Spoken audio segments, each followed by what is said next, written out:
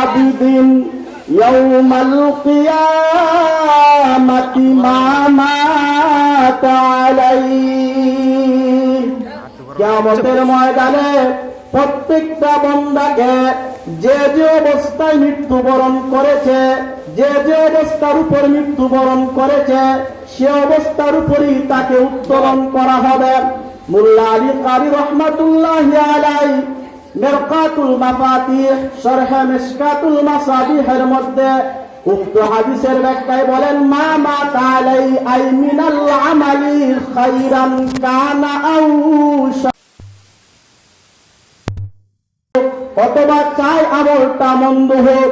কেউ যদি ভালো আমলের উপর মৃত্যুবরণ হয়, কারো যদি জিকির অবস্থায় মৃত্যুবরণ হয়, কিতাবের মুতালা অবস্থায় মৃত্যুবরণ হয়, নামাজের অবস্থায় মৃত্যুবরণ হয়, তাহলে হাসরের ময়দানে সে ওই নেক আমল অবস্থায় উত্তোলিত হবে। আর যদি কেউ গুনাহ অবস্থায় মৃত্যুবরণ করে, নাফরমানি অবস্থায় মৃত্যুবরণ করে, তাহলে সেও ওই নাফরমানি অবস্থায় কিয়ামতের ময়দানে উত্তোলিত হবে। এই জন্য মুহতারাম হাজিরিন, প্রত্যেকটা মুহূর্তে আল্লাহকে বই করা উচিত, আল্লাহর বই দিলে রাখা উচিত।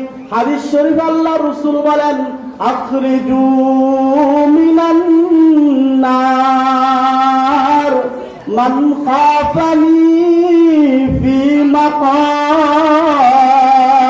আল্লাহর নবী বলেন, কিয়ামতের ময়দানে রব্বুল আলামিন ঘোষণা দিবেন, হে আমার বান্দা বান্দীদের মধ্যে কেউ কি আসুনি এমন যে কোন অবস্থাতে কোন এক স্থানে আমি আল্লাহকে বই করেছে, আল্লাহকে একবারের জন্য বই করেছে, তাকেও জাহান্নাম তাকে বের করে নিয়ে আসো, তাকে জান্নাতে দেয়া দাও।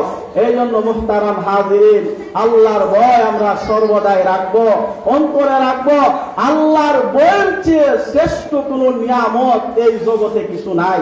আল্লাহর বই নিয়ে যদি মৃত্যুবরণ করতে পারি, আল্লাহকে যদি গুনাহ থেকে বাঁচতে পারি, এই জন্য বুজুর্গানে দিন বলেন, হাকিমুল উম্মত তালবি রহমাতুল্লাহ আলাইহি বলেন, কেউ যদি একটা কুদৃষ্টি থেকে একবার বাঁচে, 10 বছর তাহাজ্জুদের সওয়াব তার আমলনামায় আল্লাহ রাব্বুল আলামিন দেয়া দেন।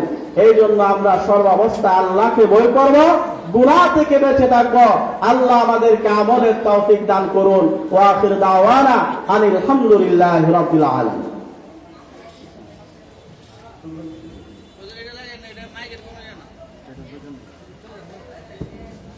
মাশাআল্লাহ।